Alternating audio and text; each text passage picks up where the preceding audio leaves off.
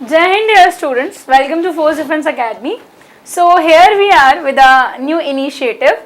यहाँ जो है हम क्या करने वाले हैं, आपके एग्जाम में जो 10 दिन बचे हुए हैं उन 10 दिनों में 10 वीडियोस आपको मिलने वाली हैं। अब इसमें क्या क्या होगा सब कुछ यहाँ पर आप थंबनेल में देख सकते हैं। सबसे पहली बात करंट अफेयर्स। तो आप सभी जानते हैं करंट अफेयर्स एक ऐसा सब्जेक्ट है जिसे आप पॉलिटी, हिस्ट्री, इकोनॉमिक्स, ज्योग्राफी सब सारे सब्जेक्ट से रेट करके पढ़ सकते हैं। सेकेंड लाइन अगर आप देखेंगे तो कैसे क्वेश्चंस आएंगे।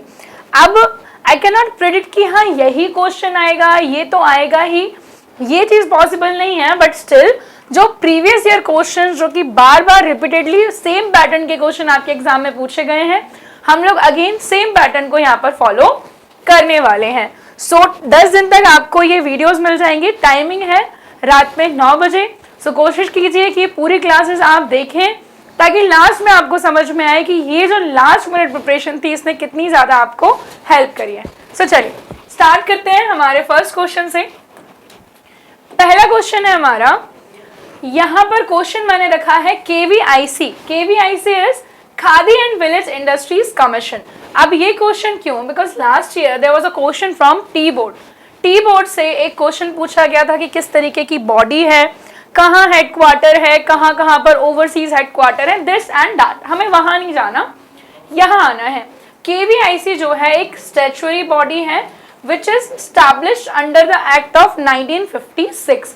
First of all, we need to understand that what is the statutory body. So any commission, any organization, any body which is established by an act is a type of statutory body and the act was of 1956.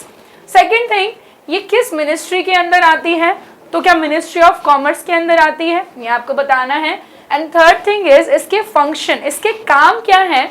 So KVIC जो है planning, promotion, organisation and implementation of programs for the development of khadi and other village industries in rural areas. ये क्या है, इसके functions पर बात की गई है। तो ये तो एकदम सही है। थर्ड वाला, फर्स्ट वाला भी सही है, स्टैट्यूटरी बॉडी है। Has a problem with this second one. क्या प्रॉब्लम है? दैट इसकी जो नोडल मिनिस्ट्री है it is not the ministry of commerce. कौन सी मिनिस्ट्री है फिर इसकी? It is MSME ministry, ministry of micro small medium enterprises. तो हमारा आंसर विल बी 1 एंड 3। सी यहाँ पर क्या हो जाएगा? सही आंसर हो जाएगा। देख सकते हैं आप यहाँ पर बिल्कुल।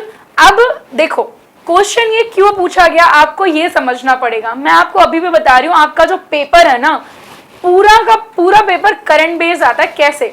पॉलिटी में भी उन्हीं टॉपिक के स्टैटिक पोर्शन से क्वेश्चन मिलेंगे जो करंट में थे।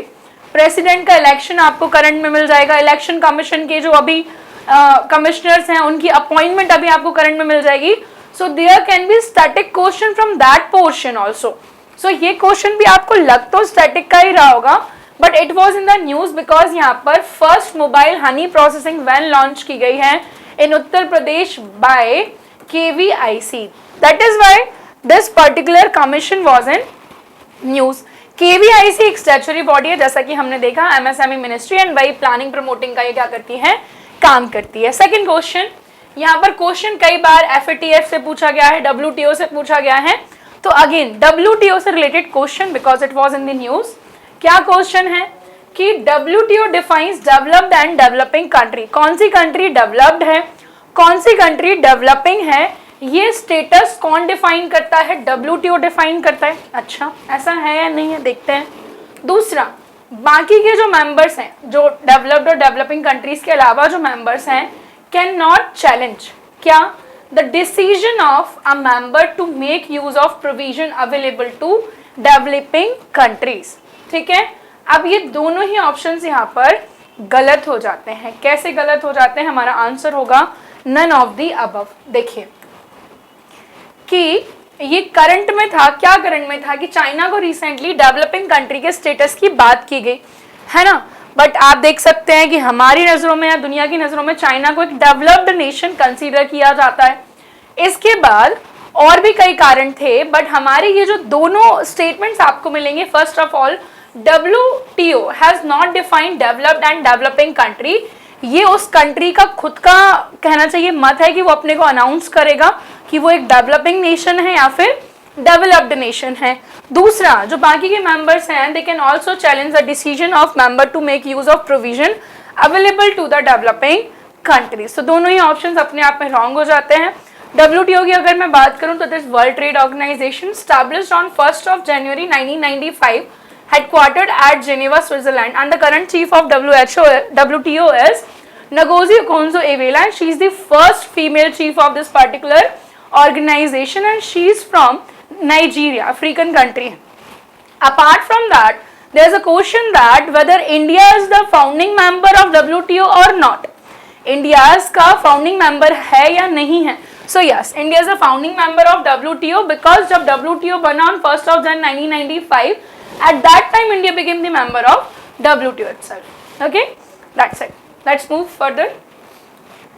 So here's a question with western disturbance. आप सभी जानते हैं एक जोग्राफिकल फेनोमेना है, बारिश को लेकर के ऐसा कंसीडर कर सकते हैं। आपने देखा होगा जोग्राफी में अगर हम देखें जेट स्ट्रीम से क्वेश्चन आता है कि भैया हेमिस्फेयर कौन से हेमिस्फेयर में आकर होती है, साइक्लोन ये वो, तो वैसे ही सिमिलर क्वेश्चन मिलेगा। वेस्टर्न डिस्टर्बेंस जो है it is an extra topical storm originating in the Mediterranean Sea, is an area of low pressure that brings sudden showers, snow and fog in northwest India। तो इससे क्या होता है, हल्की फुल्की बारिश, स्नो, फॉग ये मिल जाता है हमको। दूसरा, ये ट्रैवल करती है ईस्टवर्ड्स ऑन हाई एल्टीट्यूड, है ना, मतलब कि फ्रॉम वेस्ट टू ईस्ट। अब इसमें से कौन कौन से स्टेटमेंट सही हैं? फर्स्ट सही है, दूसरा सही है, दोनों सही है, या फिर कोई सा भी सही नहीं है? तो हमारा आंसर है सी, यानी कि 1 and 2 बोथ आर करेक्ट। ठीक है, तो वेस्टर्न डिस्टर्बेंस कई बार हमें देखने को मिलता है और इस बार भी आप कह सकते हैं कि एक अनयूजुअल सा, मतलब थोड़ा सा लॉन्ग पीरियड इसका देखने को मिला है। नेक्स्ट क्वेश्चन, पहले मैं आपको ये प्रीवियस ईयर बताती हूँ। Who among the following was associated as a secretary with Hindu female school which later came to be known as Bethune female school. तो आप यहाँ अगर ऑप्शंस देखोगे तो आपको मिलेगा भाई ईश्वर चंद्र विद्यासागर, ये जो थे he worked in the welfare, in the particular field of welfare of womens, है ना, बिकॉज ईश्वर चंद्र विद्यासागर के टाइम पर ही आपको मिलेगा विडोरी मैरिज एक्ट इन्हीं के मतलब एफर्ट्स की वजह से लाया गया। ठीक, तो वैसे ही एनी बेसेंट आप देख लीजिए, एनी बेसेंट ने हिंदू कॉलेज स्टैब्लिश किया जो कि बाद में बनारस हिंदू यूनिवर्सिटी के तौर पर स्टैब्लिश हुआ इन 1916। देवेंद्र नाथ टैगोर, अर्लियर ही was associated with Brahmo Samaj after the death of Raja Rammohan Roy. बता देती हूँ, ब्रह्म समाज 1828 में स्टैब्लिश की थी राजा राममोहन रॉय ने, बट लेटर इनकी डेथ हो जाती है 1833 में, एंड आफ्टर दैट इसके लीडर बनते हैं Devendra Nath Tagore. But there were some kind of issues develop हुए in between Devendra Nath Tagore and Keshav Chandra Sen, so again there was a split and दो नई चीजें मिलेंगी, एक मिलेगी आदि ब्रह्म समाज एंड सेकेंड इज ब्रह्म समाज ऑफ इंडिया। आदि ब्रह्म समाज के जो लीडर थे he was Devendra Nath Tagore. And next आती हैं सरोजनी नायडू, एंड क्या कुछ नहीं है इनके पास, मतलब इनके बारे में कहने के लिए, she was the first Indian female president of Indian National Congress, first governor in all over India, Uttar Pradesh की पहली गवर्नर भी बनी है।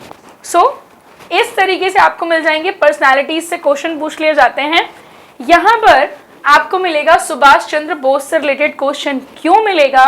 Because on 23rd of January हमने इनकी जयंती मनाई है, इनका हैप्पी बर्थडे मनाया है, विच वॉज पराक्रम दिवस, है ना। बाकी एक और चीज की वजह से ये न्यूज में थे, इनका स्टैचू, इंडिया गेट वाला जो राजपथ है वहां पर इनका स्टैचू भी क्या किया गया है, इनॉग्रेट किया है, तो he is in the news.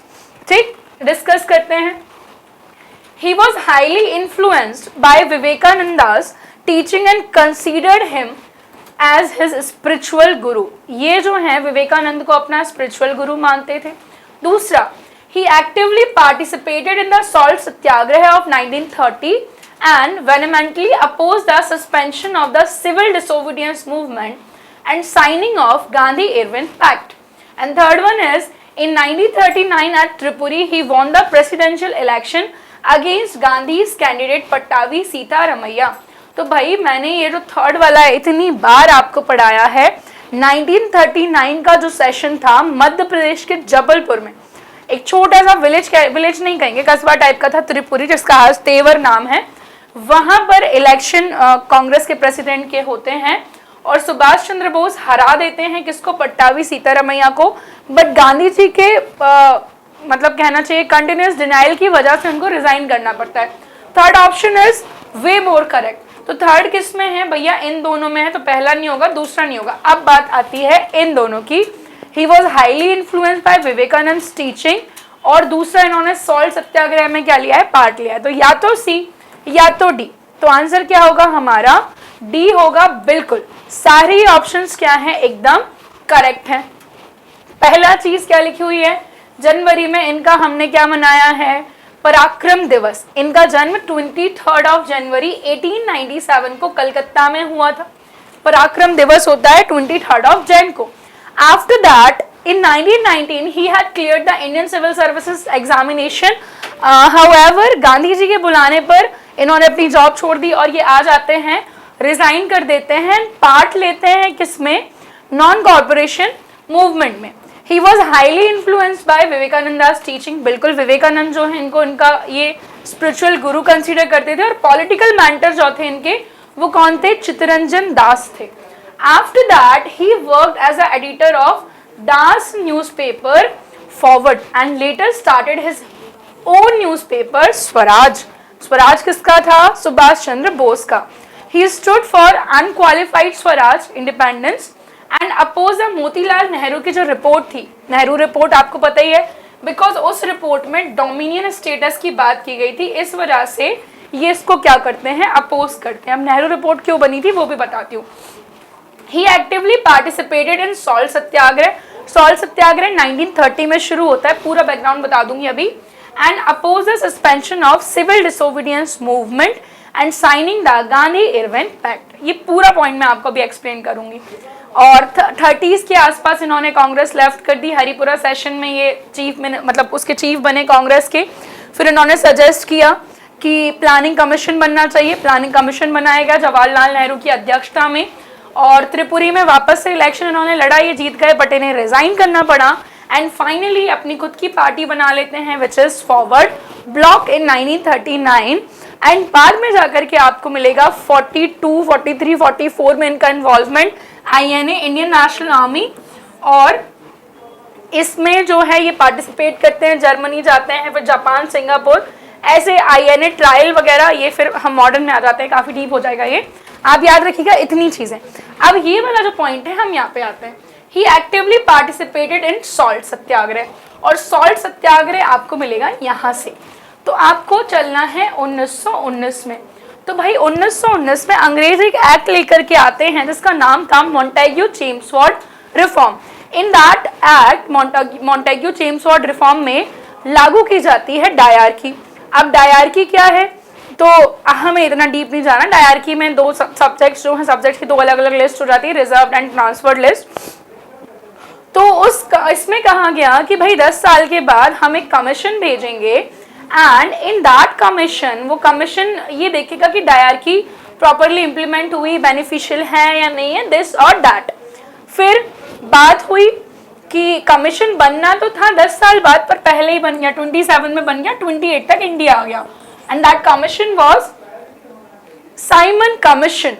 Simon Commission जैसे ही इंडिया आया, so there were 7 members in that particular commission and all were Britishers। एक भी इंडियन नहीं था, तो उसका बहुत एकदम अपोज हुआ। साइमन गो बैक के नारे ये वो, फिर लाला लाजपत राय की डेथ भी हो जाती है इसी का अपोज करते टाइम। तो हमारे जो इंडियन सेक्रेटरी थे, हमारे क्या ब्रिटिशर्स के इंडियन सेक्रेटरी थे, लॉर्ड बर्किनहेड। बर्किनहेड ने कहा कि अगर इतनी परेशानी है तो एक काम करो, आप खुद अपनी क्या बना लो, रिपोर्ट बना लो। एंड कांग्रेस एक्सेप्टेड दिस कि ठीक है हम अपनी रिपोर्ट बनाएंगे। And that report was prepared under the chairmanship of Pandit Motilal Nehru. But वहां पर डोमिनियन स्टेटस की बात की गई कि हाँ अभी भी सुप्रीम पावर ब्रिटिशर्स ही होंगे, और इस वजह से Subhash Chandra Bose was opposing the Nehru report. हालांकि ब्रिटिशर्स ने कोई भी प्रतिक्रिया नहीं दी इस रिपोर्ट पर, जिसके फलस्वरूप क्या होता है, सिविल डिसोबीडियंस मूवमेंट का रेजोल्यूशन 1929 के लाहौर सेशन में पास किया जाता है। पूर्ण स्वराज की मांग रखी जाती है। एंड फाइनली आपका सॉल्ट सत्याग्रह 12 मार्च को चलते हैं। गांधी जी साबरमती आश्रम से 6 अप्रैल को दांडी पहुंचते हैं। सिविल डिसोबीडियंस मूवमेंट शुरू करते हैं और वहां पर लंदन में साइमन कमीशंस की रिपोर्ट्स को डिस्कस करने के लिए मीटिंग्स बुलाई जाती हैं, उनको कहा जाता है round table conferences. First meeting was failed because Congress didn't participated, क्योंकि यहाँ पर सिविल डिसोबीडियंस मूवमेंट चल रहा था। और इरविन को समझ में आ गया कि गांधी जी से मिलना चाहिए, और गांधी इरविन पैक्ट जब साइन हुआ तो उसमें बोल दिया yes we are suspending this particular movement. और इस वजह से सुभाष चंद्र बोस जो हैं he was opposing all this, इसको विड्रॉ करना वो बहुत अपोज कर रहे थे। गांधी जी के कहने पर उन्होंने अपनी जॉब भी छोड़ी, काफी सारी चीजें हुई, बट अल्टीमेटली गांधी जी उन्हें अपोज करने लग गए थे। जब वो अध्यक्ष बने तो उन्होंने अपनी खुद की पार्टी बना ली, बट स्टिल आजाद हिंद फौज जब उन्होंने बनाई तो आजाद हिंद फौज के रेडियो से सुभाष चंद्र बोस ने ही इन्हें हे राष्ट्रपिता कहकर पुकारा था, फादर ऑफ नेशन भी इन्होंने ही कहा था। चलिए अगला question, consider the following statement regarding the Commonwealth War Graves commission.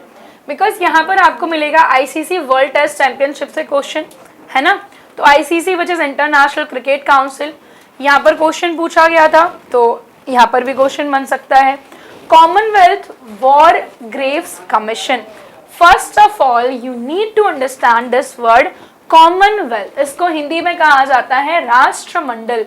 होता क्या है बच्चों, इसका मीनिंग है ऐसी कंट्रीज, ऐसे देश जो कभी ब्रिटिशर्स की कॉलोनीज नहीं है, जिन पर कभी अंग्रेजों ने राज किया है, उनका group is particularly known as Commonwealth. And हम देख सकते हैं रिसेंटली कॉमनवेल्थ गेम्स भी हुए थे बर्मिंघम इंग्लैंड में, जिसमें इंडिया की 4th रैंक थी, मेडल जो थे हमारे पास 61 थे, ठीक है। सो वो सब Commonwealth, it was formed in 1917 as a imperial war games commission. The present name was given in 2021। देखो इंपीरियल वॉर ग्रेव कमीशन पुराना नाम बोल रहे हैं 17 में, और 2021 में कॉमनवेल्थ वॉर ग्रेव्स कमीशन। तीसरा, Commonwealth War Grave Commission is an intergovernmental organization of 6 members: Australia, Canada, India, New Zealand, South Africa and United Kingdom, who ensure the men and women who died in the war will never be forgotten. War में जिनकी death हुई है उनको कभी भी भुलाया ना जाए, ऐसा करके आपको मिलेगा कि इसका काम है। अब कौन कौन से स्टेटमेंट्स इससे सही हैं वो बता दीजिए, फिर एक और फैक्ट मैं आपको बताने वाली हूँ। तो यहाँ पर आंसर क्या मिलने वाला है, answer is C, which means 1 and 3 only. क्या 1 and 3, यानी कि सेकंड स्टेटमेंट इज रॉन्ग। मैं बता देती हूँ नहीं तो मैं भूल जाऊंगी। यहाँ पर is a term Australia, Australia is a member of Commonwealth, definitely Australia पर भी ब्रिटिशर्स ने राज किया है। एंड अभी तक 2022 तक Australia was under dominion status, मतलब अभी भी वहां पर प्रेसिडेंट नहीं होते थे। सुप्रीम अथॉरिटी वॉज क्वीन और किंग जो भी होते थे इंग्लैंड के वही, but recently Australia has announce that they are gonna be republic. उन्होंने अपनी जो करेंसी है उस पर से क्वीन की फोटो भी हटा दी है, ये मुझे बताना था। बाकी हम आ जाते हैं यहाँ पर, क्या बोल रहे हैं कि बिल्कुल ये इंटर गवर्नमेंटल ऑर्गेनाइजेशन है, 6 मेंबर्स का, Australia, Canada, India, New Zealand, south Africa and UK, है ना। और वो वही कि वॉर में जिनकी डेथ हुई है वो कभी भुलाई ना जाए। 1917 में ये बना था, बट द थिंग इज नाम 2021 में नहीं बदला गया बच्चे, नाम बदला गया है in 1960। Its headquarter situated at Maidenhead UK, ठीक है। गलती से भी लंदन मत लगाया ना, अगर आपसे पर्टिकुलरली पूछ लें that the headquarter of Commonwealth is situated at, then you are going to answer London. But ये कहाँ पर है, तो इसका हेडक्वार्टर है मैडनहार्ड यूके में, ठीक है। सो इतना आपको याद रखना है, बट हम इसको डिस्कस क्यों कर रहे हैं वो बता देती हूँ। So recently the Commonwealth war grave commission has listed 5 sites with unusual features. These sites are associated with World War I and World War II. Nagaland capital Kohima is included the list because of the Kohima War Cemetery. ये this was the motto behind this question. But आप फिर मैं आपसे कह रही हूँ कि question आपको लगेगा मैम ये तो करंट जैसा लग ही नहीं रहा है, ये तो एक स्टैटिक का क्वेश्चन लग रहा है, but no, it is current based question. चलिए भाई आ जाते हैं डॉक्ट्रिन ऑफ लैप्स। यहाँ पे आप देख लो, यहाँ पर क्वेश्चन पूछा गया था लॉर्ड कॉर्नवालिस का, जो लेकर के आए थे ना लॉर्ड कॉर्नवालिस परमानेंट सेटलमेंट, तो उससे रिलेटेड क्वेश्चन पूछा था यहाँ पे, ठीक है। पर यहाँ पर हम बात कर रहे हैं डलहौजी की, क्यों कर रहे हैं वो भी मैं आपको बताऊंगी। डॉक्ट्रिन ऑफ लैब्स में पूछा गया था कि किस किस को, which of the following states are annexed by Dalhousie under the doctrine of lapse. Doctrine of lapse कौन लाया था? डलहौजी लाया था इन द ईयर ऑफ 1848। तो बताइए, संबलपुर, झांसी, नागपुर, बाघाट, इनमें से कौन कौन से हैं? तो भैया आंसर होगा डी, यानी कि सारे के सारे। ओके, डलहौजी इसको लेकर के आए इन 1848, बस इसको कैनिंग जो है उन्होंने रिपील कर दिया था 56 में। फर्स्ट सबसे पहली बार, सबसे पहला जो है आपको मिलेगा Satara in 1848, Jaitpur in Sambalpur in 1849, Baghat in 1850, Udaipur in 1852, Jhansi in 1853 and Nagpur in 1854। There can be a slight difference, हो सकता है कहीं ईयर थोड़े बहुत ऊपर नीचे मिल जाए, but this topic is important because यहाँ पर क्रोनोलॉजी वाले क्वेश्चंस पूछ लिए जाते हैं। रिसेंटली क्या हुआ है वो recent current affairs, Uttar Pradesh chief minister has announced that the Jhansi railway station Uttar Pradesh will be known as Veerangana Lakshmibai railway station. Ultimately Jhansi की रानी जो हैं, हम उन्हें किस वजह से जानते हैं? डॉक्ट्रिन ऑफ लैब्स के अंदर जब झांसी को एनेक्स कर लिया गया तभी तो इन्होंने रिवोल्ट ऑफ 1857 में पार्ट लिया ना, सो वही बात हो रही है। ठीक है, डलहौजी इन्होंने और क्या किया था? तो इन्हें father of Indian railway consider किया जाता है। 16 अप्रैल 1853 में इंडिया में पहली रेलगाड़ी इन्होंने चलवाई थी, है ना। पोस्ट ऑफिस बिल लेकर के आए थे, पीडब्ल्यूडी डिपार्टमेंट अलग से बना था, दिस एंड दैट।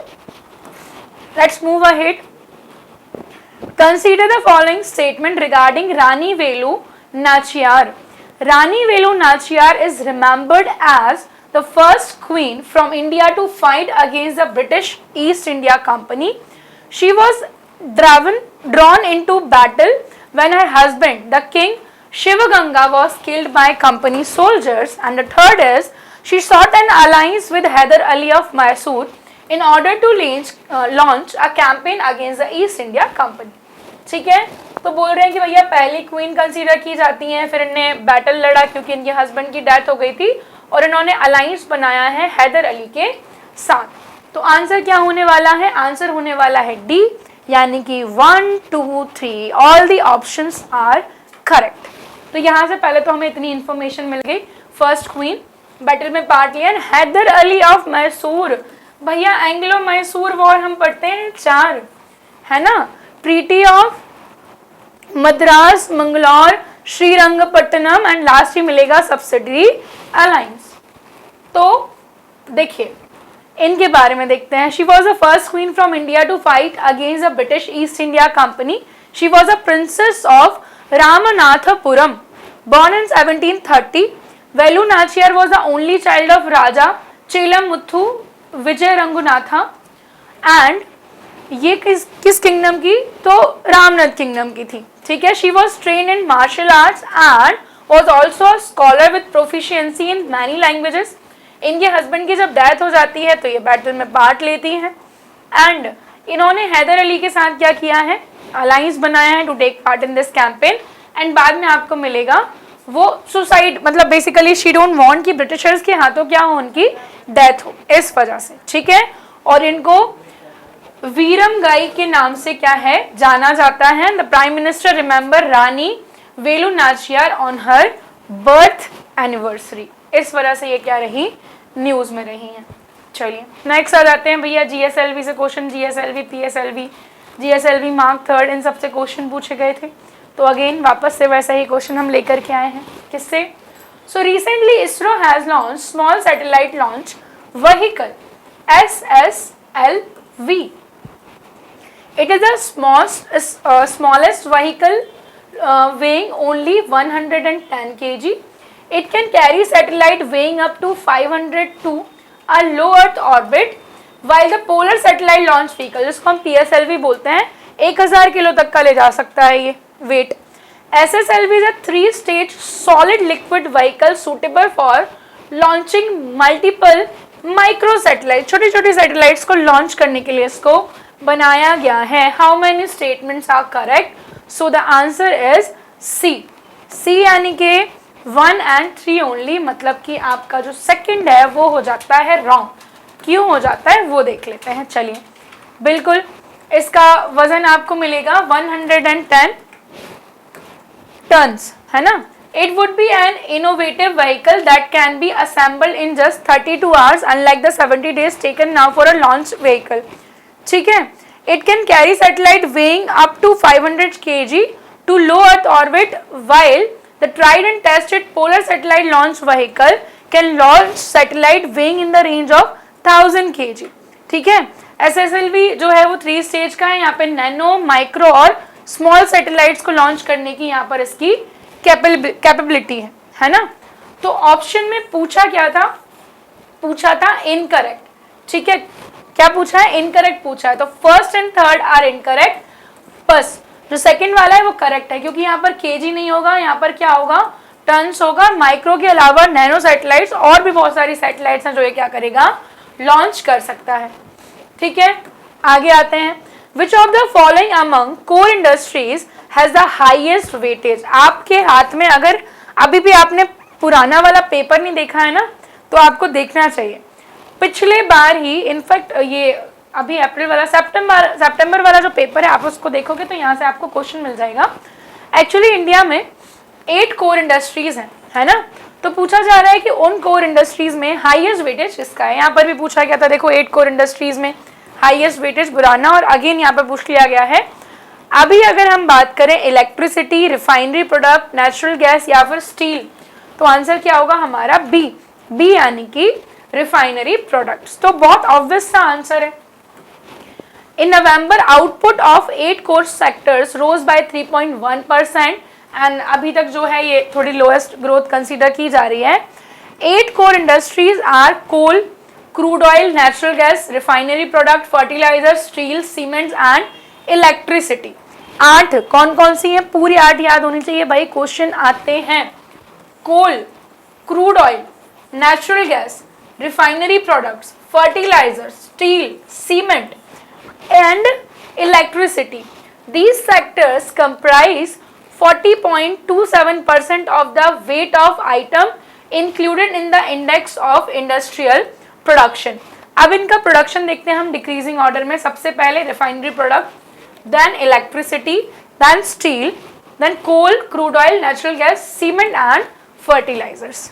ठीक है, तो यहाँ पर अभी के हिसाब से अभी अगर हम देखें करंट में, तो सबसे ज्यादा आपको मिलेगा किसका है, रिफाइनरी प्रोडक्ट्स का है। नेक्स्ट आ जाते हैं। नेशनल वाटर अवार्ड से यहाँ पर क्वेश्चन पूछा गया है, बिकॉज आप देख सकते हैं यहाँ पर भारत रत्न और पद्म अवार्ड से पूछा गया है कि भारत रत्न जो है आर्टिकल 18(1) के तहत दिए जाते हैं। बिल्कुल 1954 में दिए गए थे, अभी तक एक ही बार सस्पेंड हुए हैं, और एक बार में 5 लोगों को दिए जाते हैं, है ना। तो यहाँ पर तीनों ही ऑप्शन क्या मिल रहे हैं हमको, इनकरेक्ट मिल रहे हैं, क्योंकि ऐसा नहीं है कि अभी तक एक ही बार सस्पेंड हुए हैं, मैक्सिमम 3 लोगों को ये दिए जाते हैं, है ना। खैर हमको इसको डिस्कस नहीं करना है, हमारा क्वेश्चन ये है, हम इस पर फोकस करेंगे। नेशनल वाटर अवार्ड्स, तो नेशनल वाटर डे कब होता है, या फिर आप नेशनल ना कहूँ, मैं सिर्फ वाटर डे कहूँ, तो मार्च 22 को होता है। The awards are organised by the department of water resource, river development and Ganga rejuvenation, ministry of Jal Shakti. Ministry जल शक्ति है, हो सकता है कि आपको डिपार्टमेंट ना दे, सीधा सीधा आपसे मिनिस्ट्री पूछ लें। The Jal Shakti Ministry has launched the first National Water Award in 2021. Is it so? Recently, Rajasthan bagged the first prize for efforts to water awards, efforts towards water award 2020 organized by the Ministry of Jal Shakti. देखिए यहाँ पर कौन कौन से सही हैं, तो आपको आंसर मिलेगा ए यानी कि ओनली 1, क्योंकि राजस्थान को तो ये अवार्ड नहीं मिला है। ये मैंने आपको बहुत बार करंट अफेयर्स में पढ़ाया भी है कि इस बार का जो नेशनल वाटर अवार्ड है वो मिला है उत्तर प्रदेश को, है ना। ये बिल्कुल सही है कि ये हमारा डिपार्टमेंट है, जल शक्ति मिनिस्ट्री है, जल समृद्ध भारत के अंदर इसको लाया गया है, और यहाँ पर उत्तर प्रदेश जो है इसको बेस्ट स्टेट का अवार्ड मिला है, और इनको कॉन्स्टिट्यूट किया गया था 2018 में। ठीक है, सो यहाँ पर और देख सकते हैं राजस्थान और तमिलनाडु जो है इनको सेकेंड एंड थर्ड प्राइजेस मिले हैं। नेक्स्ट आ जाते हैं हम। सो नेक्स्ट क्वेश्चन अगर आप देखेंगे, terminal high altitude and area defence जो है ये न्यूज में था, इससे रिलेटेड क्या पूछा गया है, यहाँ से क्वेश्चन पूछा गया है। तो नेक्स्ट जो क्वेश्चन है आपका, the term xenotransplantation has been recently seen in the news under which of the following context, किससे रिलेटेड है? It is a process under which plant from wet condition can be planted in a dry condition without affecting their growth. Second, it involves the transplantation of non-human tissues or organs into human recipients. Third, it is a phenomena under which cryogenic technology can be transplanted under normal device to enhance their efficiency. या फिर D, none of the above.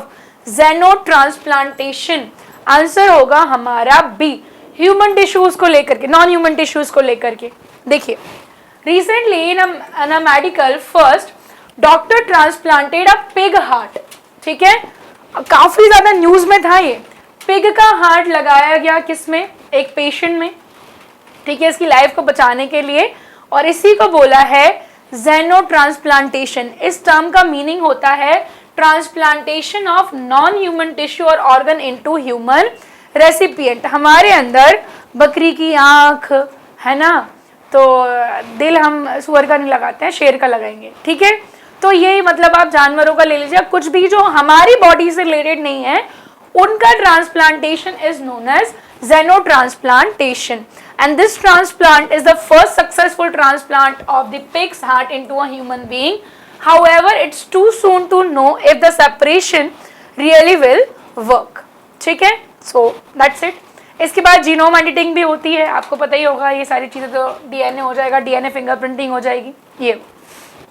चलिए next question है, recently the term Darvaza gas crater also known as gateway to hell, नर्क का दरवाजा इसको कहा जाता है, आखिर ये कौन से देश में है? तो अब ऐसा मत समझना कि सही में अगर इस दरवाजे पे चले जाओगे तो नर्क में पहुंच जाओगे, there is nothing like that. क्या है वो मैं आपको बताती हूँ, पर आपको पहले बताना है तजाकिस्तान, तुर्कमेनिस्तान, उज्बेकिस्तान या फिर अफगानिस्तान, क्योंकि ये काफी सारा अभी न्यूज में रहा है। बताइए,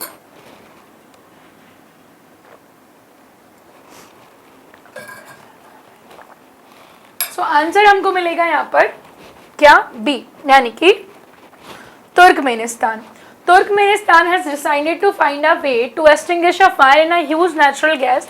एक्चुअली वहां पर क्या है, कुछ गैसियस रिजर्व्स हैं, है ना, methane, carbon dioxide, nitrogen, hydrogen, sulphide and helium, और यहाँ पर काफी टाइम से यहाँ पे आग लगी हुई है। तो now they are finding a way कि इसको परमानेंटली बुझा दिया जाए, इस वजह से उसको नर्क का दरवाजा कहा जाता है, Darvaza gas crater also known as gateway to hell. Turkmenistan has been at the center of methane leakage. Out of the 50 most severe methane gas leakage onshore oil and gas operation in 2019, 31 were in Turkmenistan. In addition to this, one of these leakages had a climate impact roughly equivalent to the annual emission of the cars in Arizona. ठीक है, सो खैर आप बस याद रख लेना कहाँ पर है, क्या कारण है इसका। तो बहुत सारी गैसेस का काइंड ऑफ मिक्सचर है जिस वजह से आग लगी हुई है, आप फोटो इमेज भी देख सकते हैं इसके साथ करके। इस वजह से इसको बोल दिया भैया नर्क का क्या है, दरवाजा है। Next question regarding the swamp dear, अब न्यूज में क्यों है वो बताऊंगी। मस्क डियर पे क्वेश्चन पूछा गया था, यहाँ पर पूछा गया था natural habitat of musk deer, है ना। तो यहाँ पर जो है आपकी गंगोत्री और एस्कॉट वाइल्ड लाइफ सेंचुरी जो है वो क्या है, इसके नेचुरल हैबिटेट्स हैं। सो हम अपने क्वेश्चन की तरफ आएंगे। There are 3 sub species of swamp dear found in the Indian subcontinent. कितनी? 3। It is listed as endangered under IUCN. What is IUCN? International Union for Conservation of Nature. 1948 में बना था and it is headquartered at Gland, Switzerland. Okay. The eastern swamp deer has now been distributed to areas beyond the Kaziranga National Park, Orang National Park and Lokahua Purachapori Wildlife Sanctuary, Assam. ये सारे असम के ही है। तो कौन कौन से statement सही हैं? अब स्वैम्प डियर क्या है वो भी हम देखते हैं आगे। बताइए कौन कौन से स्टेटमेंट्स आर करेक्ट पूछा, इनकरेक्ट नहीं पूछा। तो आंसर है सी, सी यानी कि 1 and 3, यानी कि सेकेंड ऑप्शन इज रॉन्ग, गलत है भाई। क्यों गलत है देख लीजिए। 3 स्पीसीज हैं बिल्कुल, द वेस्टर्न स्वाम डियर, ठीक है, found in Nepal. Southern swamp deer या फिर हार्ड ग्राउंड बारहसिंगा भी बोला जाता है इनको, ये मिलता है आपका central and north India. And eastern जो है वो मिलता है आपका असम और Dudhwa national park of Uttar Pradesh. ये जो है the protection status of swamp deer vulnerable है अभी, है ना, क्रिटिकली उसमें नहीं आया। ये किसमें है? वाइल्ड लाइफ प्रोटेक्शन एक्ट के शेड्यूल 1 में है, ठीक। इसके बाद the population of the eastern swamp deer has died in the Kaziranga national park and tiger reserve, जो कि आसाम में है। The eastern swamp deer has now been distributed to areas beyond. इसके अलावा काजीरंगा, ओरंग, ठीक है, ये wildlife sanctuaries of Assam. इसके अलावा मणिपुर में भी एक नेशनल पार्क है, केबुल नाम, जो आपने सुनी होगा, only floating national park of the country. वहां पर एक डियर मिलता है which is called dancing deer, है ना। चलिए आगे बढ़ते हैं।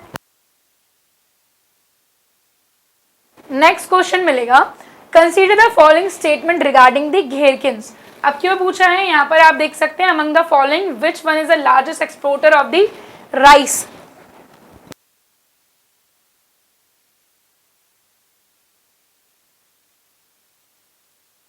घेरकिन्स क्या है भैया? Recently India has become the second largest exporter of gherkins in the world. Indian states of Karnataka, Tamil Nadu, Telangana and Andhra Pradesh process and export the pickled cucumber across the world. Nearly 15% of the world's घेरकिन requirement is grown in India. कौन कौन से statements यहाँ पर correct हैं? Second, 1 and 2, 2 and 3 या फिर all of the above. So the answer is C, यानी कि 2 and 3. First one is wrong. देख लेते हैं. India has become the largest exporter of the घेरकिन्स. Largest exporter of the घेरकिन्स in the world, and India exported cucumber and घेरकिन्स, which is pickling cucumber जो है इसको बोला जाता है। इसके अलावा घेरकिन कल्टीवेशन प्रोसेस वही आपको मिल जाएगी, पर्टिकुलरली जो मैंने आपको स्टेट्स बताए हैं। सो रिसेंटली अगर हम बात करें ऐसे natural products which were in the news, whether for the sake of export, import, production, या फिर जैसे कि अभी आपको पता है Kangra tea is one of the product of India recently, जिसको यूरोपियन यूनियन का जीआई टैग दिया गया। अपार्ट फ्रॉम दैट मणिपुर के ब्लैक राइस, चाखाओ चावल्स, ये काफी सारे क्या है न्यूज में है। Recently a Sarathi mobile app was launch for which purpose. इसके अलावा एक और मैं आपसे पूछूंगी, सी विजिल नहीं, there's an application named Vigil something. I'm not able to remind it properly, but there's something related to Vigil. Okay, Election Commission का एक application है. Okay, to promote the welfare of specially abled prisoners, to assist bankers while dealing with the public in a day-to-day dealings, to create awareness among investors about the basic concept of the security market, or none of the above. ठीक है, भीम app से related question पूछे गए थे यहाँ पे। Saarthi mobile app was launch for which purpose? So the answer is C. C is to create awareness among investors about the basic concept of security market. There are so many people जिनको अभी भी आप अगर हम बात करें हमारा जो फाइनेंशियल मार्केट है, जो capital market, money market, security market, कुछ भी कह लीजिए, चल रहा है, but still they have not that kind of knowledge.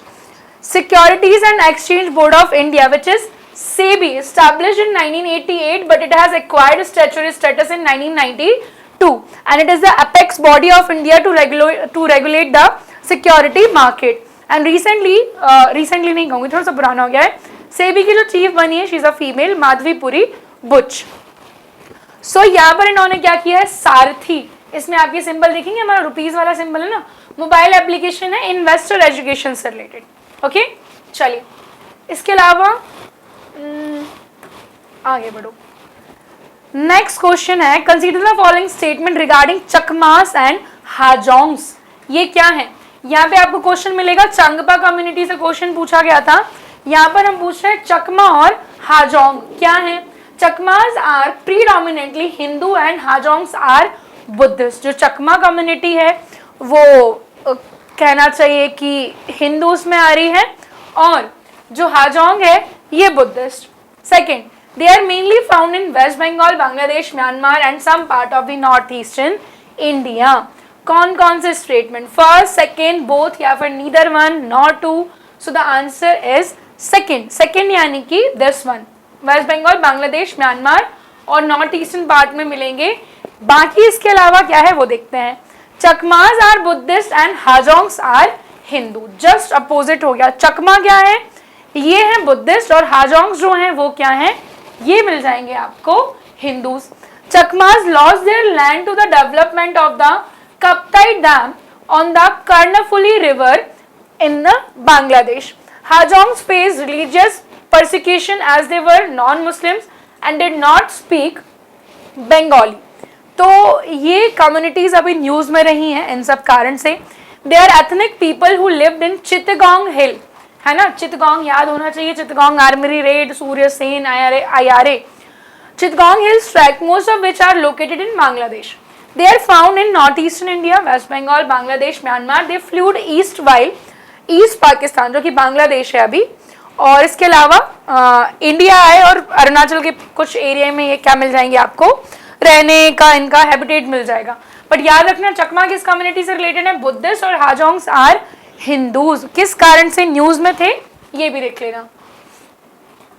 Next, consider the following statement regarding the Sela tunnel project. अब देखो यहाँ पर जो टनल है ना नेशनल हाईवे वाला, कि कौन कौन सा जो है NH4 किस किस को कनेक्ट कर रहा है, ऐसे क्वेश्चन पूछे गए थे।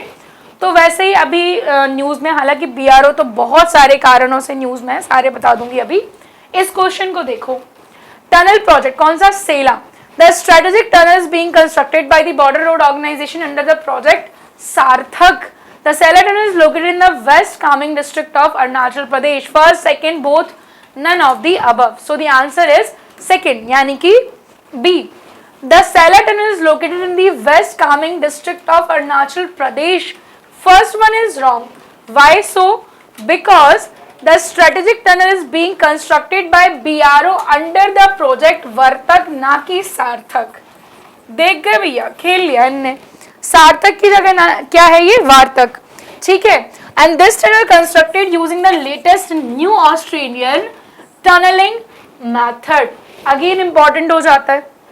इसके अलावा क्या क्या करने वाला, किसको कनेक्ट कर रहा है, तो ये जो सेला टनल है कामेंग डिस्ट्रिक्ट में है, no doubt. Connectivity Guwahati in Assam and Tawang in Arunachal Pradesh. इसके अलावा BRO's border road organisation established in 1960। Rajiv Chaudhary chief हुआ करते थे, अभी सुजॉयलाल राजीव चौधरी हैं अभी भी। BRO जो है आपको मिलेगा यहाँ पर एक फीमेल ऑफिसर इन्होंने अभी कमीशन की है, Surabhi जकमौला।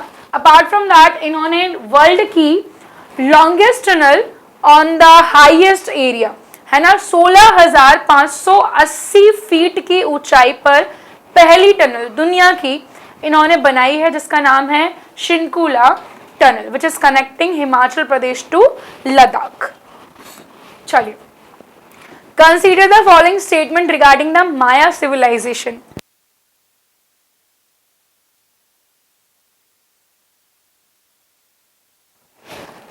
Maya civilization. The Maya are an indigenous people of Mexico and Central America.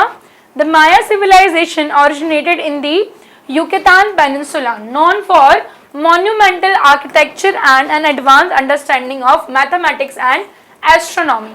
Because आप देखो ऋग्वैदिक आर्यंस इंडस वैली से क्वेश्चन पूछे गए हैं, तो ये भी एक सिविलाइजेशन है, there can be a question।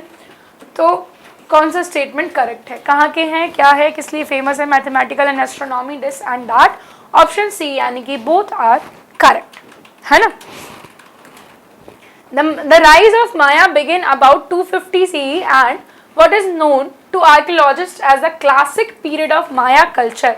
वही एरिया जो मैंने आपको बताया, सेम सारे जो पॉइंट हमने देखे हैं वही क्या है, सारे सही है। नेक्स्ट आ जाते हैं हम, consider following statement regarding African swine fever. क्योंकि यहाँ पर जीका वायरस, कोरोना वायरस, दुनिया भर के जितने वायरस थे सबसे क्वेश्चन मिला है, तो भैया अब ये न्यूज में है तो बिल्कुल, है ना। और आप एक मतलब ऐसे ट्रिक बताऊं ना, इंडिया में अगर आप देखोगे ना कि इस वायरस का पहला केस, इस वायरस का पहला केस, भाई साहब केरला, भर भर के केरला, है ना। चलिए, African swine fever, it is highly contagious and fatal animal disease that infects and leads to an acute form of hemorrhagic fever in the domestic and wild pigs, है ना, pigs की बीमारी। In 2021 cases were also detected in India. 2021 में India में भी cases मिले. And the mortality is close to 10% since the fever has cured. So there is no panic regarding the disease. कौन कौन से statements यहाँ पर correct हैं? So आंसर होगा हमारा B यानी कि 1 and 2. ठीक है, करेक्ट पूछा था. Third one is wrong. क्यों रॉन्ग है वो देख लेते हैं भाई. तो यहाँ पर हमें मिलेगा the mortality is close to 100%, not 10%. ठीक है, तो contagious and fatal animal disease है पिग्स में basically. Fever, depression, loss of appetite, this and that. Next भाई, ये ऑर्गेनाइजेशन तो इतना ज़्यादा अभी आपको पता ही न्यूज़ में भी और इम्पॉर्टेंट भी है. Asian infrastructure investment bank India के जो व्यक्ति आरबीआई के गवर्नर रहे हैं उर्जित पटेल, यहाँ पे वाइस चीफ हैं. सो काफ़ी ज़्यादा न्यूज़ में रहा है. It is established bye AIIB articles of agreement entered into force December 2015 which is a multilateral treaty. दूसरा, it is headquartered in Shanghai, China and began its operation in January 2016. ठीक. Recently, former Reserve Bank of India Governor Urjit Patel has been appointed Vice President of Beijing-based Asian Infrastructure Investment Bank. कौन सा सही है भैया? 15 में established, 16 में काम, और तीसरा आपको मिलेगा Urjit Patel. Option number C 1 and 3 यानी कि इधर जो है ऑप्शन हमको क्या मिल रहा है? गलत है ना. सेकंड वाला क्या गलती हो रही है वो देख लेते हैं कि यहाँ पर क्या लिखा हुआ है. इट इज हेडक्वार्टर्ड इन संघाई, जबकि यहाँ मतलब इतना इजी क्वेश्चन था ना, आप इसी पॉइंट से पकड़ जाते कि अभी तो बोल रहे हो Beijing based Asian infrastructure investment bank, फिर आप बोल रहे हो कि it is headquartered at Shanghai. मतलब इसके लिए तो ना कोई दिमाग लगाने की, कुछ पढ़ने की भी जरूरत नहीं थी. क्वेश्चन में आंसर मिला ना आपको कि जब थर्ड ऑप्शन में लिखा हुआ है that it is Beijing based और आप कह रहे हो शंघाई में headquarter. Second one is wrong. बाकी सही है, मैंने बता ही दिया. 15 में बना है, 16 में काम करना शुरू किया है. उर्जित पटेल इसके वाइस चीफ बने हैं, बीजिंग में हेडक्वार्टर है. बस खत्म हो गई बात. ठीक है, चलिए. Consider following statement with reference to the witness protection scheme. ये जो है क्यों न्यूज में रही है आप देख सकते हैं. स्कीम्स आर लाइक, एक भी पेपर आपको यूपीएससी का ऐसा नहीं मिलेगा कि स्कीम ना हो. समर्थ पोर्टल पूछा था आपके पेपर में पिछली बार, मनरेगा स्कीम पूछी थी आपके एग्जाम में. ठीक, सो यहाँ पर भी क्वेश्चन होगा. Right of witnesses to testify freely in the court is a part of article 19. अब आर्टिकल 19 क्या है? आर्टिकल 19 आपको कुछ फ्रीडम्स देता है. कितने फ्रीडम देता है? ABCD EFG, कुछ तो डिलीट हो गए हैं. First of all, right to freedom of speech and expression, speech and expression. Right to assemble peacefully without arm. Right to form association. Right to move freely throughout the country. Right to reside in any part of the country. Right to practise any profession, business, practise this. ठीक है, तो पूछ रहे हैं क्या ये article 19 के अंदर आता है क्या? देख लेते हैं. The Malimath committee report has recommended the witness protection scheme. कौन कौन से सही हैं? बी सही है, यानी कि सेकंड वाला तो सही है, दूसरा गलत है जी. क्यों गलत है?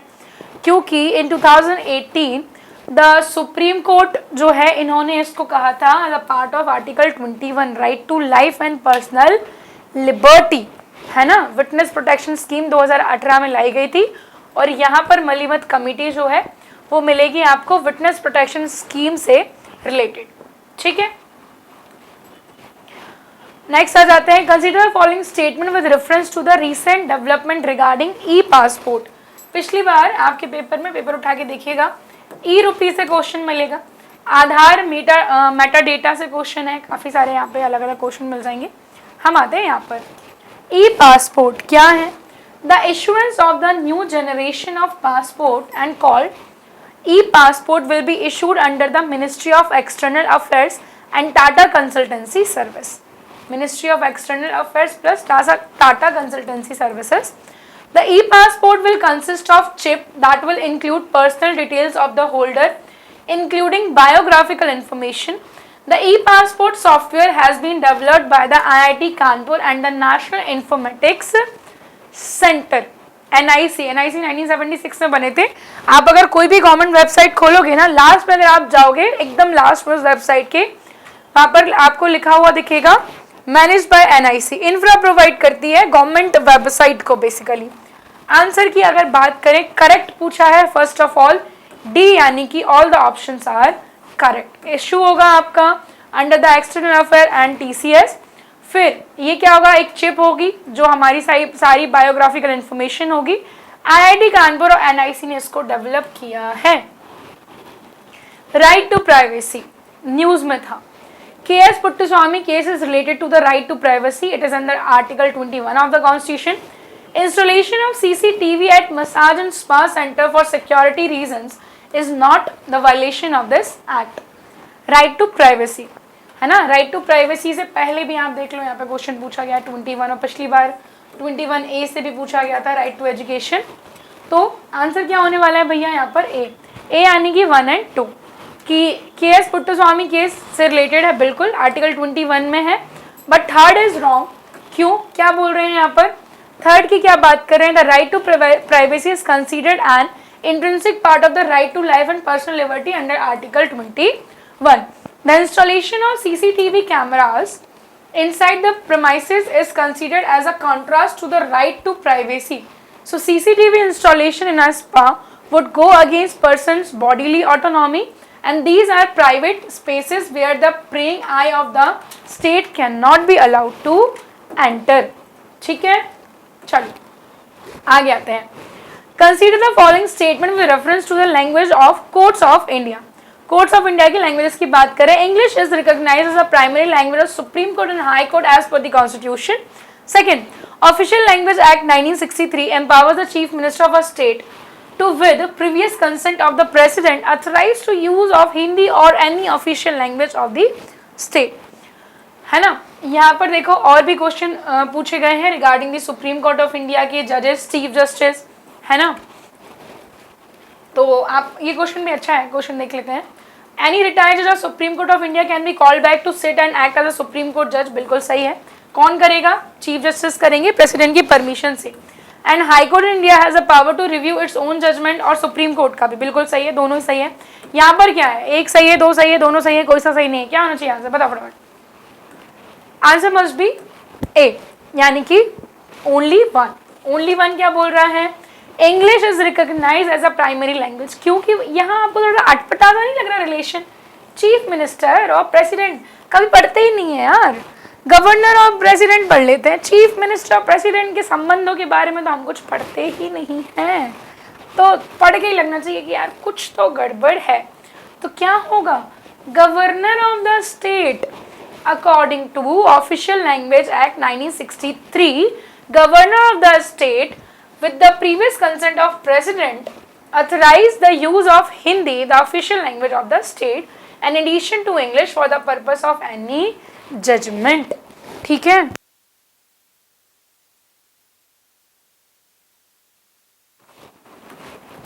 नेक्स्ट आते हैं लोक अदालत। इतना फेवरेट टॉपिक हो चुका है ना यूपीएससी का, with reference to the gram न्यायालय एक्ट, यहाँ पे क्वेश्चन पूछा गया था लोक अदालत।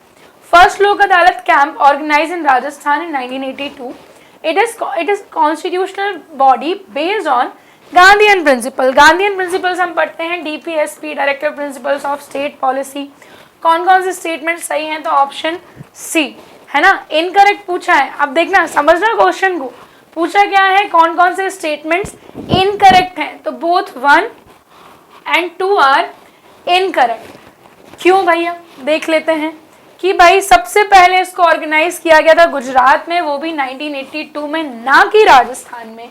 दूसरा, it is not a constitutional body. भैया मैंने तो आज तक तुमको किसी भी प्रकार का कोई आर्टिकल नहीं पढ़ाया। कॉन्स्टिट्यूशनल बॉडी का मतलब क्या होता है, एनी ऑर्गेनाइजेशन जिसके बारे में आपको क्या मिले, किसी भी तरीके का आर्टिकल मिले in Indian constitution. But no, there is no article related to Lok Adalat, है ना। बस तो आंसर क्या हो जाएगा, ये क्या होते हैं बेसिकली लोक अदालत जो हैं इनको स्टैब्लिश किया गया है legal service authority act, NALSA वाला जो है ना, उसी के तहत। ठीक है, तो जो रिटायर्ड ऑफिसर्स होते हैं उनको यहाँ पे बिठा दिया जाता है और पब्लिक के जो सिविल केसेस होते हैं उनको सॉल्व करते हैं, बातचीत से कोशिश करते हैं। प्रधानमंत्री कौशल विकास योजना से क्वेश्चन पूछा गया था यहाँ पर, तो हम क्वेश्चन लेकर के आए हैं Pradhanmantri formalisation of micro food processing scheme. ठीक है, क्या है? It aims to increase the competitiveness of existing individual in micro enterprises in the observed unorganized sector of the food processing industry, unorganized sector of food processing industry. दूसरा, it will be implemented in the next 10 years from 2020-21 से 29-30। बताइए क्या होगा answer? Answer is a, यानी कि only one, मतलब second option is wrong. क्यों भैया? देख लेते हैं। ये जो है कब के लिए है? 5 साल के लिए है, 20 से 25 है ना, 20-21 से 24-25। प्रधानमंत्री formalisation of micro food processing enterprises scheme launch under आत्मनिर्भर अभियान, आत्मनिर्भर भारत। चलिए, जल जीवन मिशन, अभी जल अवार्ड भी पढ़े थे हमने, नेशनल वाटर अवार्ड। अब आता है आपका जल जीवन mission. It is implemented under the central government of Jal शक्ति। It is 100% centrally funded scheme.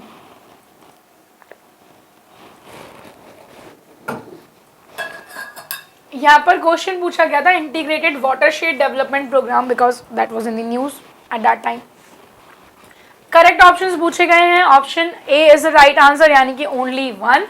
जल शक्ति मिनिस्ट्री के अंदर तो है भैया, जल रिलेटेड है तो मिनिस्ट्री जल शक्ति ही होगी, कैसी बातें कर रहे हो। फुली सेंट्रली फंडेड है तो ये बात जो है कुछ हमारे अंदर नहीं जा रही है ना। तो यहाँ पर अगर हम बात करें 50-50 की बात हो रही है, 50-13, 50 मेरा, है ना। देखो, the fund sharing pattern between the central and states is 9 and 10, but for Himalayan and north eastern states 50-50 for other, है ना। ये किसके लिए है? 90 और 10 किसके लिए? मात्र आपके जो हिमालयन रीजन वाले और नॉर्थ ईस्टर्न स्टेट्स हैं उनके लिए। बाकी 50-13, 50 मेरा वाली बाकी सारे स्टेट्स और बाकी सारी यूटीज के लिए है। ठीक, वाटर सप्लाई के लिए है। उजाला स्कीम काफ़ी न्यूज़ में थी अभी थोड़े टाइम पहले। This is implemented under the ministry of petroleum, पहली चीज़। दूसरा, अब देखो उजाला क्यों? क्योंकि सोलर पावर प्रोडक्शन से क्वेश्चन पूछा गया था। It provides an impetus to the domestic lighting industry and encourages the Make in India program. It emerged as the world's largest zero subsidy domestic gas subsidy program. Ujala, बताओ कौन कौन से options are incorrect? तो answer is C, 1 and 3 are incorrect, है ना। Second वाला is correct, make in India programme के अंदर है। अब इनकरेक्ट क्यों है? क्योंकि भैया गैस थोड़ी उजाला करती है, गैस तो जला देती है, उजाला कौन करता है? एलईडी, फ्री एलईडी बल्ब जो है यहाँ पर, मतलब फ्री नहीं कहूंगी, कुछ थोड़े से पर्टिकुलर मतलब कम अमाउंट में। मिनिस्ट्री ऑफ पावर है सक्सेसफुली, पेट्रोलियम भी नहीं होगा, है ना, पेट्रोलियम कैसे होगा? मिनिस्ट्री ऑफ पावर है successfully completed 7 years of distributing and selling the LED lights for metered household under the flagship scheme Ujala, Unnat Jyoti by affordable LEDs for all programme. The initiative came to be known as the world's largest zero subsidy domestic lighting program with more than 35 crore LEDs distributed across the country, launched in 2015। ठीक है, आप इसका full form भी याद रख सकते हैं। Consider the following statement with reference to the open data week। क्या है ये देख लेते हैं। Open data is data that can be freely used or reused and redistributed by anyone। Open data it is initiated by the Ministry of Electronics and Information Technology। कौन सा statement सही है? Open data we, statement 1 is correct, second is wrong. Why so? Let's discuss. Open data, definitely data that can be freely used, reused or redistributed by anyone, subject only the most to the requirement to attribute and share। ठीक है, इसके अलावा ministry कौन सी है? Housing and urban affairs has announced the initiation of Open Data Week to encourage the adoption of open data। 17 जनवरी, मतलब basically जनवरी का ही है ये, ठीक है। Consider the following statement and this will be the last question of the day। Consider the following statement with reference to the antimicrobial resistance और आपको ये भी बताना है इस बार इस पर जो कॉन्फ्रेंस है वो कहाँ हुई थी। बायोफिल्म से यहाँ क्वेश्चन पूछा गया था। Antimicrobial resistance is a resistance obtained by any microorganism against antimicrobial drug. The deaths due to antimicrobial resistance are higher than HIV, AIDS और मलेरिया। बताओ क्या होगा आंसर? करेक्ट पूछा है, सो करेक्ट ऑप्शन सी यानी कि दोनों ही हमारे करेक्ट हैं। Antimicrobial resistance is a resistance acquired by any microorganism against antimicrobial drugs like antibiotics, antifungals, ये वो। और WHO ने रिपोर्ट दी है, इन्होंने बोला है कि अभी अगर देखें ग्लोबल रिसर्च के अकॉर्डिंग एड्स से भी, एड्स और मलेरिया से जितने लोगों की डेथ नहीं है उतने लोगों की डेथ इसकी वजह से हुई। ठीक है, इसके अलावा रिसेंटली WHO ने एक और रिपोर्ट निकाली है। अभी आप देख रहे होंगे कि पैकेज फूड जो है वो काफ़ी ज़्यादा चलन में है। अब तो काफ़ी सारे ऐसे आ गए, आपको सब्जियां मतलब बनी हुई सब्जी आपको बस गर्म करनी है। ठीक है, फ्रोज़न फूड मैं कहना चाह रही हूँ ये। तो WHO ने एक रिपोर्ट निकाली है कि अभी जो इंडिया की जो खाने की आदतें हैं या जिस तरीके की फूड प्रोसेसिंग हमारे यहाँ चल रही है, अगर ये सेम रहेगी तो आने वाले 10 सालों में इंडिया की पॉपुलेशन के 87% लोग क्या होंगे, उनको कैंसर हो जाएगा। 87% पॉपुलेशन जो होगी वो कैंसर ग्रस्त होगी अगर हमने हमारा जो फूड प्रोसेसिंग चल रहा है आजकल, frozen food, this and that, वो बात करी तो। ठीक है, so that's all about today. हम लोग मिलेंगे नेक्स्ट वीडियो में एंड मेक श्योर कि आप पूरा लेक्चर देखें and I will provide the PDF on the Telegram channel of force defence academy. Thank you, जय हिंद।